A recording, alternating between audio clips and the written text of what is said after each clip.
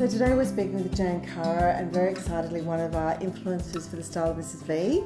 Welcome. Oh, thank you. A novelist, you're a broadcaster, you're a speaker, you've become very prolific in being out there, which is wonderful to see. Yeah, it's exciting and very unexpected. Very unexpected, because I actually worked with Jane when you worked in advertising. What was the transition for you? How did that happen? Well, I just felt in advertising that I had muscles that I wasn't using. And so I started to look for other outlets. And one of those outlets was to start writing about some of the things that I was passionate about. And two of those things were public education and feminism. Now, there were a fair amount of voices out there about feminism, which was interesting. But for public education, no, very few.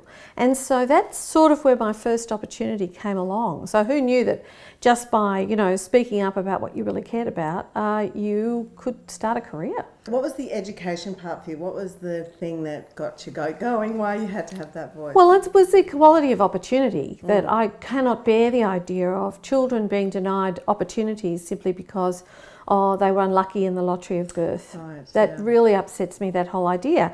And also, my sister is, she's now a principal of a public school. My niece is a teacher. My daughter was a teacher. So I was hearing lots and lots of stories about underfunding, about lack of resources, and kids who were really, really smart but just weren't getting the opportunities that they deserved and needed.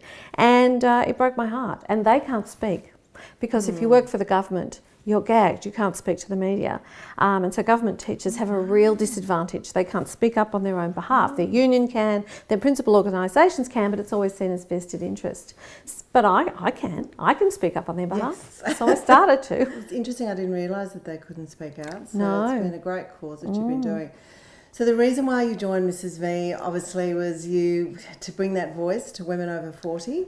Yeah, well, I suppose I've also kind of aged in the public eye, because I really didn't get a big profile until I was lucky enough to get a gig occasionally on the Gruen transfer, and that happened when I was 50. And it was from that point on that I started to get a lot more recognition, because obviously that was a really high rating show, and lucky me, I got to be a part of it for quite a few years. And so I'm now, much closer to 60 than I am to 50, but it hasn't seemed to matter. But what I have noticed is how few women there are over 40 who have high profiles in the media, how little we're represented, and how, if we are represented, we're meant to kind of remake ourselves and try all the time to look younger than we actually are. And that really worries me. So now I've taken on a new kind of passion on top of the other two. I haven't dropped either of those, but which is about ageing and why we want to make older people, but particularly older women, invisible. It's interesting because with your background with advertising and understanding the psyche of people, and I think it's a great platform, I know for myself, learning that side of it. What is it that's being missed? Why is it that we do as a community judge people and how they look? Because it always comes back and, they're looking terrible, but it's worse for women. Oh, much worse. In fact, I think we don't really judge men on how they look. I think we judge women on how they look. And we judge women on how they look because I think for thousands of years, women have been seen from the outside in. So we constantly look at women as the other. And it's only very recent, very, very recent, that we've started to hear the voice of what it is to actually be a woman, to not look at a woman's face or a woman's body, but occupy a woman's face and a woman's body, and what it feels like to be female from the inside.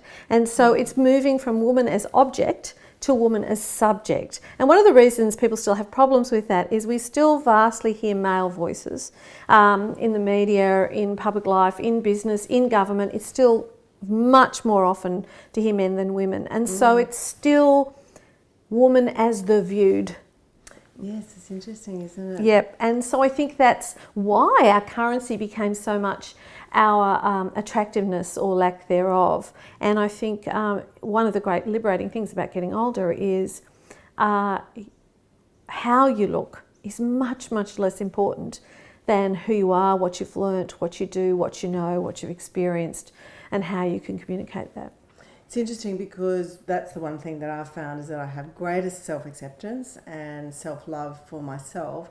I mean, I'm still my greatest critic. I think we all are on some level, judge it, but it's better. It's been easier as I've got older, and I think there's been more compassion for other women and what we've all been through, and there's been a real camaraderie that's happened and a community that's formed. That's what I find. And on this journey of Mrs. V, it has been around people coming in because they go, oh yes, I actually want to be seen. I don't want to be invisible anymore. And I mean, it's interesting, the journey of what that looks like. I mean, it's still going. I mean, I see in the media now that there's little things coming through where people are being acknowledged and standing up. Do you think that's going to become better, or how is that going to become better, or what can we do to help that? I think it is going to become better. I think there are a number of reasons why. The first is social media, because social media has given women unmediated access to the public conversation for the first time in history, and it's changed that conversation so quickly. It's quite extraordinary how really, since the advent of social media, the whole way we talk about women, the way we listen to women, feminism's come roaring back onto the agenda, and it's fantastic to see. So I think that's one of the reasons. Another reason, of course, is that women, particularly older women, are becoming a very important market.